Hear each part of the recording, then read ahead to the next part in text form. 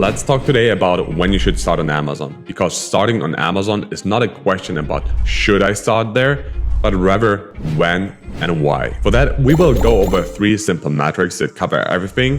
When you follow them, it's pretty easy to understand when you should start on Amazon. I tell this up front, you should make at least 7 figures annually. Best to do roughly already 4 to 5 million, because if you're below, it's pretty much just wasted time and you should focus to find a product market fit and also to grow your best channel. There are of course exceptions and there are 1-2 things that you can start from the beginning, but everything is covered in this video. So let's start into that. So you ask yourself, when do I start on Amazon? And it's pretty simple. You look at 3 different metrics and each one is very important. So let's talk about the first one.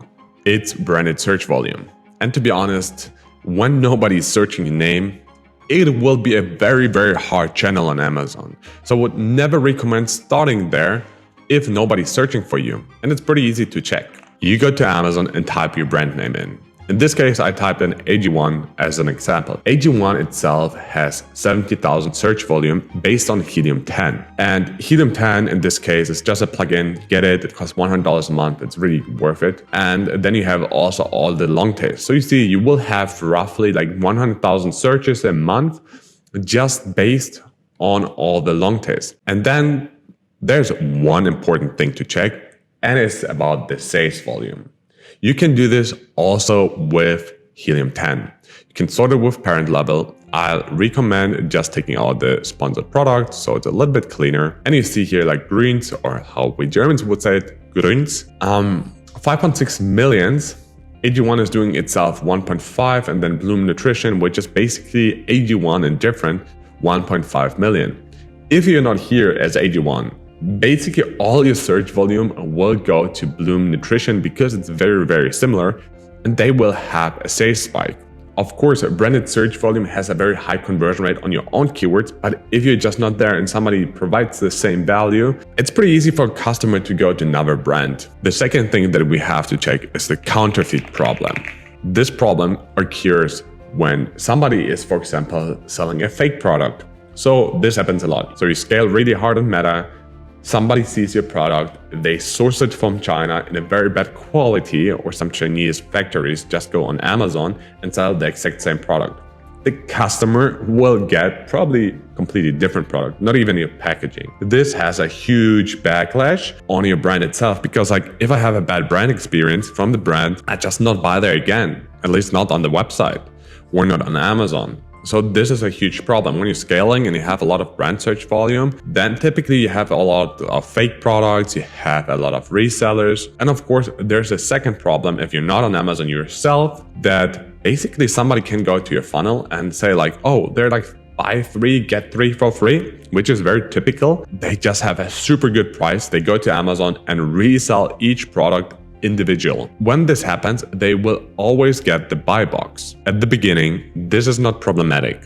But when you go then at one point to Amazon and you will advertise there, you can't, because you're not getting the sale. Actually, you maybe make the advertising, but the reseller get everything. And for that, there's a simpler solution called Amazon Brand Registry, which is also connected with Amazon Transparency. So with Amazon Brand Registry, you can take care of fake products. But if somebody is reselling your product, this here will not be enough. So Amazon Transparency comes in and takes care of everybody who doesn't have a transparency code.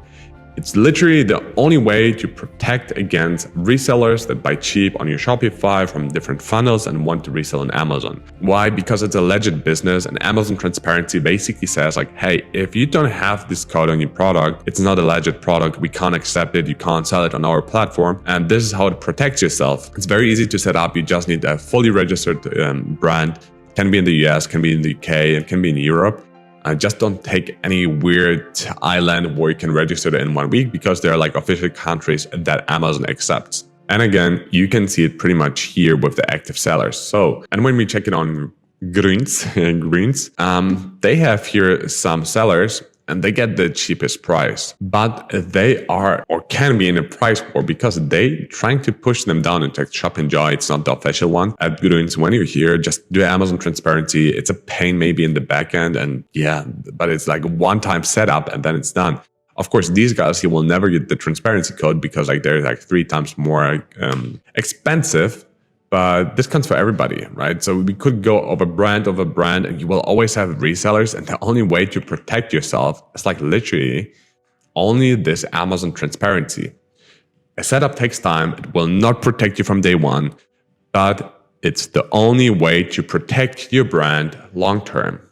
And the last one, and it's very important, is the generic search volume. Because if there's no generic search volume for your market, then I'm sad for you, but you can't scale there super high. Let's look here at like super grains as an example and look how much it has. So of course, I'm not really sure if it's the right keyword, but super grains has only 15,000 search volume. So we would have to make keyword research on that, whether there's more keywords with that. Typically, your generic search volume has more search volume than the branded one. And then it's pretty easy to scale. But like if there's not so much, and I would say like everything below 50,000 in the US, and this doesn't mean like on one keyword, but like you would have to get like 3 keywords, it's like times 15,000 to get like close to 50,000. It just doesn't make sense because people just don't buy. Of course, you can double check it here with the sales volume, but you pretty much see that Greens and Bloom Nutrition does everything and the rest just does like 300, 400K. So it's pretty obvious that they're taking it from like branded search. It's also very funny that you don't see AG1 here. Like AG1, reach out to me. I'll show you how to rank there. You just probably have to put it into the title. And that's pretty much it. Like you have to understand how big your total addressable market is. So now you have all the things when to start on Amazon. You look at 3 different metrics.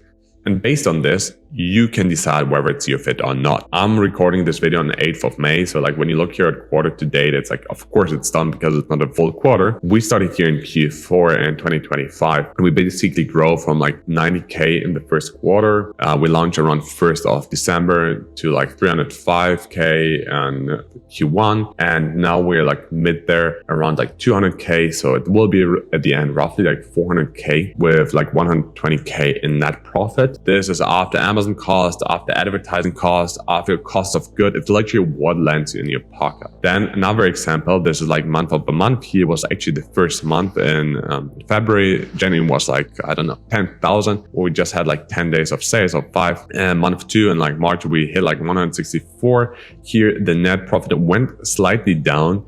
Here we added all the shipping costs outside of that. And now we're pretty much up until the 8th of May. We're at 50,000 with 30,000 net profit. And that's what you can expect literally when everything is in place. These brands didn't really have fake resellers. And this is pretty much it. What you can expect when you go to Amazon, when you have branded sales and also very high generic search volume. And to be honest, we're not finished scaling here. Like on this brand, we see it realistically to hit roughly 400,000 to 500,000 a month. Realistically hitting like 400,000 a month. And here we're roughly 250K a month.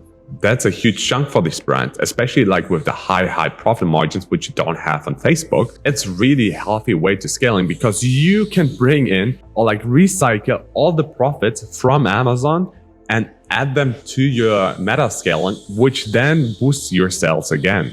And why I can say that there's so much more possibility to grow is because I see our organic ranking. On Amazon, your most important metric is your organic ranking on non-branded search terms. When you position there right and you have good reviews, of course, don't go to Amazon if you have a shitty product, because if you go there with a shitty product, you get shitty reviews and it's not the same as on Shopify. You can't fake it. I mean, for sure you can buy it here and there from friends, but like for a long term, it will not work. And when there's not really much possibility to grow on Amazon itself, then you have to look on how many fake resellers you have and how much branded search volume, because maybe this will be here your only way to make a brand defense play, right? To ensure that people get the right product, that you protect your brand search volume. Because if like 10,000 people search a month for you, it's just free money and it will not cannibalize your sales. Of course, if you have like a subscription only model like AG1, in my opinion, as much as I think they have a subscription only model, then it will be hard because Amazon is a lot of like one-time purchases. Yes, you have there also subscribe and save, but you can't really force people to go there. And the cannibalization in this point, yes, you have to track it. And yes, it may become true if you don't do anything on Amazon, but if you want to scale, branded sales will have the least amount of impact on your sales itself. The biggest amount of impact will have the generic sales. And the question is like, what should you expect on your first 90 days on Amazon? And it depends. It depends on your strategy. Like, as you could see here, we had pretty awesome days. Like, imagine launching a brand, hitting like 30,000 in the first quarter. Here in the first month, 50,000 profit. We had some problems here. That's why we had like only 37 at the end. But you can scale very hard. Imagine hitting 100,000 profit in month 2. After all the shipments and all that, it's 70. Yes, I know. Anyway, long story short, if you're a 7-figure brand or higher, at least you should have a brand registry. If you don't have this, you're pretty much a moron. Sorry to say this, but like anybody else can register a symbol brand, they can sell fake products, and it's not protecting you anyway. If you have a lot of brand search volume, it's pretty much an easy way to make money because people just trust Amazon more. They want to have Prime Day shipping. They want to get it tomorrow instead of in 7 days. And that's a huge fact. So you just make free money there. If you have somebody with a proper Amazon strategy and you want to also scale on Amazon, then it's like a must-have to go on Amazon. Don't wait longer. Like, just start today. Get some partner, get some people in, some freelance, whatever. Not just write me, hire us, and start on Amazon. It's very easy. If you're like below 7 figures, you don't have a proper product market fit. If I would start there on Amazon, no, because it's really hard. You will not have a lot of branded search volume. The generic search volume will be really hard to like win like the generic search terms, and probably also don't have many fake products. If you have already many fake products, then it's worth, but then I would just go with Amazon brand strategy. If you're a big brand and you need help with all the setup, there's a link down below. We work with big brands that you know, that you follow, that you steal the creatives from, and we take care of the Amazon. Case studies on the website and also on this channel. Take care and see you soon.